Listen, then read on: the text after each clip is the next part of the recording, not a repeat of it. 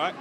All right, this is Let the Madness Begin. We're out here reporting at the Democratic National Convention, trying to talk to some of these people out here to see what they think and see their thoughts. We ran into one young lady. Her name is Marty. Marty, where are you from? I'm from Missouri. Missouri. And are you going to be out here all week? Yes. And why are you out here? To support our delegates, our national delegates, and to show the DNC that we're not going to get in line, that we're ready for a change now. So, I mean, what are your thoughts on, the Democratic National Convention? What are your thoughts on how the process went down? It's just a big sham, a big show. They were supposed to count the superdelegates afterwards, and they decided to put them into the total count that went on roll call today instead. It's just one thing after another has been trying to oppress us to have a voice.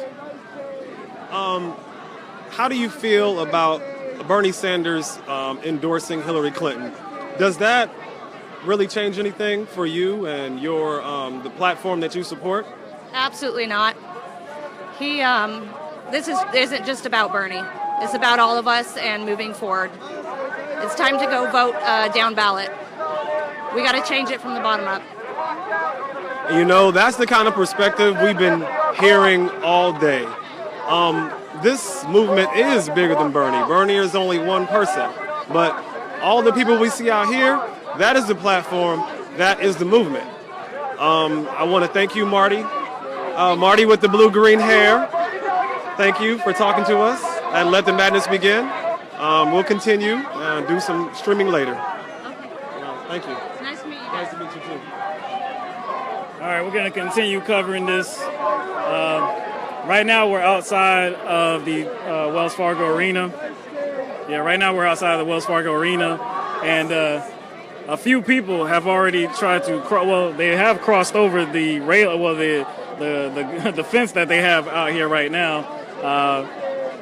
They probably have been arrested, but this does not look like unity. This does not look like party unity, even though Bernie Sanders has been talking about how he wants everybody to vote for Hillary Clinton. That's just not going to happen. All these people out here would not be here if they did not support Hillary Clinton. There goes another person over the wall, and he is being arrested right now. Yeah. This is a revolt against plutocracy. This is a revolt against corruption. This is a revolt against the Democratic establishment. This is a revolt against Hillary Clinton. So look, what we've been hearing out here is that people are still mad at the system. And with Bernie Sanders saying, that we need to stop Trump by voting for Hillary Clinton, what that is in essence saying is that we have to support the corruption. Because let's remind everybody of something, okay? Bernie Sanders would not have gained recognition if he did not fight against corruption in politics, against money in politics. He brought that out. He talked about how Clinton had the Wall Street connections, special interest connections. So everybody woke up to that fact. And that was the primary issue why people cannot support Clinton right now. So my question is, has any of that changed? And the answer is no, that hasn't changed. So why would anybody expect the people to actually vote for corruption like she is a different candidate now? She still has a super PAC, right? She still has a super PAC. She's still taking money. We know that she's taking money from big banks. We know that she's taking money from private prisons. Hillary Clinton has not changed 1 ounce. It doesn't matter if she has moved towards the left, maybe in rhetoric. If we're talking about education, we're talking about healthcare. Bernie Sanders says that, we did get a lot of things done because our camps came to an agreement. But that's all rhetoric. Can any of you out there trust Hillary Clinton to deliver on her promises? If that answer is yes, then you wouldn't be supporting Bernie Sanders in the first place, and we know that. So again, all these people are out here because they don't believe in Democratic Party unity. The Democratic Party has stabbed unity right in the front of the chest. Okay, we all know about the emails that got leaked out, and the DNC actually had released an apology to Senator Sanders and his supporters, his surrogates, but that's not enough because see, the damage is already done. They've already stolen the election. So we got to make Trump. Yeah, okay, yeah, come on. Bro. So we got a guy over here. What's your name, sir? Ariel Cohen. Ariel Cohen. Okay. And why do you support Donald Trump? Well, he's the best candidate for Israel. I'm also an Orthodox Jew, and I'm a member of the Republican Jewish Coalition, otherwise known as RJC, Republican Jewish Coalition. So I'm a hardcore Zionist, and Trump is definitely very pro-Israel. Also, I also support Trump because he's going to defeat ISIS. And how's he going to do that? Well, number one is like that he's going to warn them and show them that if they don't, he's going to build up the military too because our military has become decimated under Obama, and he will use it if necessary. I mean, he will.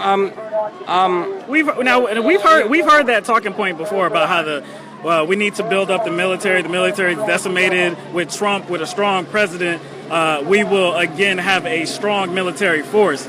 But my question to that is, what exactly isn't that kind of disrespectful to the military we have right now?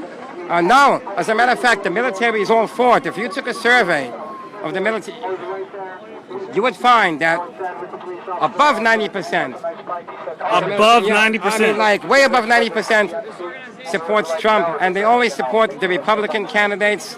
Now what information would lead you to that conclusion that 90% of people would vote for Trump? Again, no. Not 99%. Yeah, military people. What would lead you to that conclusion? Okay, I'm using the number 90 as a hype. Okay. Okay, the point I'm trying to make here with using hyperbole, just using like a hyperbole, is that the vast majority of the military supports Trump, and surveys and polls have shown that it's a huge majority. I mean, it's a huge. So let's take it here because there's always been talk about how Obama is weak on ISIS, how he's weak on terror and stuff like that. But just not too long ago, last week, there were some bombings in Syria. 2 bombings, well, not 2 bombings, 2 days there were bombings. And they killed a bunch of innocent people. They were targeting ISIS. But isn't that a show of strength? Isn't this something that Republicans would support? Yes, but the thing is like what Obama is doing is bits and pieces here and there, a little there, as opposed to taking out the whole organization, to hitting their centers, to going into their because there have also been many instances, like for example in Syria, when Obama drew the red line going back a few years ago in Syria, he actually didn't even follow through on his own red line. You're going into another topic over here. Though. Okay, fine. So let's go back to. But then there's also that Obama.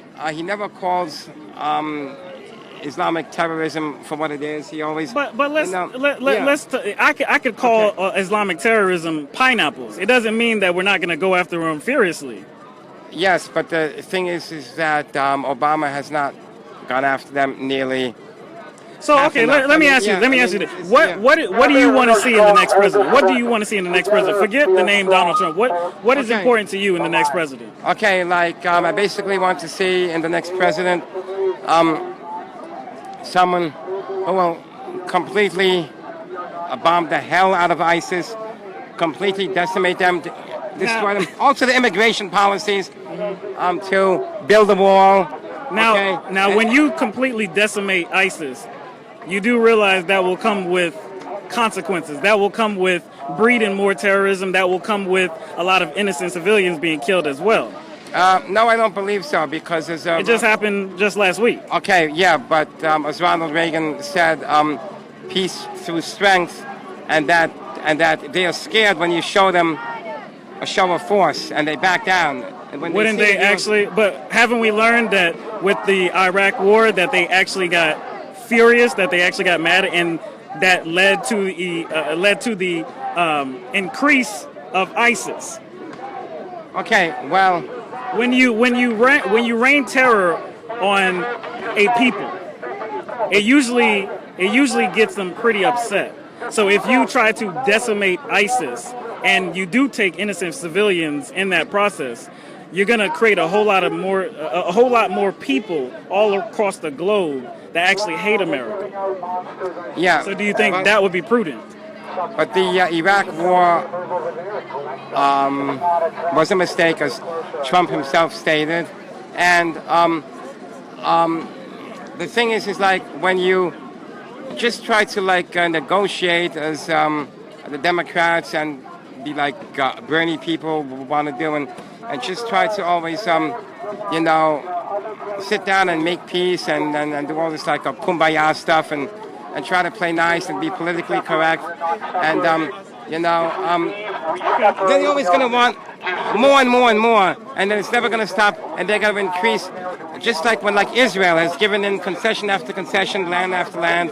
The bombings still continue, the suicide bombings, the stabbings, and all that. So it doesn't work. I mean, the democratic way just doesn't work. I mean, we've tried it. Would be nice if it worked, but unfortunately it doesn't. That's just not reality.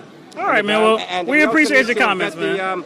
We also need to the Muslims in terms of a temporary ban. Okay. Well, that's a Trump supporter for you. That's his comments on what the nation needs. We may not agree with them, but his voice was heard. Thank you, sir. You're welcome. All right. So where's it going to be on the show, and from where? This is Let the Madness Begin. Yeah, we have a show on YouTube. We have a show on Facebook. We're doing Facebook Live right now. Okay. All right. So I'm just supposed. Yeah. And all right. So it's going to be different. All right. Okay. I look for the. Yeah. Let the madness begin. All right. Thank you. All right. So that's a Trump supporter. That's actually the first time I've had a interview with a Trump supporter. I'll let y'all decide how that interview went. I didn't really believe in what he had to say. That doesn't come as a surprise to any of you watching. But that's his analysis. Whatever. But the protest continues. It's getting a little dark outside now. I hope y'all can still see me out here. I think another person went over the wall as well. People are not afraid of being arrested tonight. And this is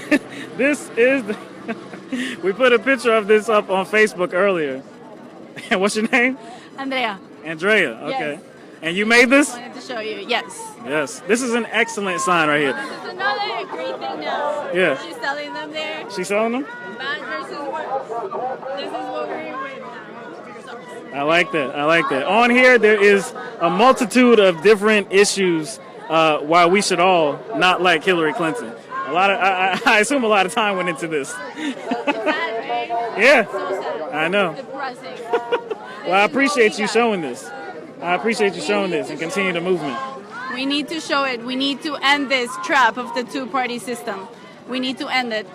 We have the power now, so we have to make it count. So what do you feel about Jill Stein? I like her. You like her? I like her. I'm going to vote for her. Good. Yes. I think, like I said, what we're going to do is we're going to try to elevate Jill Stein's platform as best as we can, because we do need to end the two-party system. We need at least another party so that we can have an actual choice. There's only one choice on the left. There's only one choice on the right, and that is not a democracy. Thank you. Yeah. Okay. All right. We're gonna end this right now. We're gonna bring it back. Okay. Good. Yeah. Go ahead. We're gonna record again. Yeah. Get finished.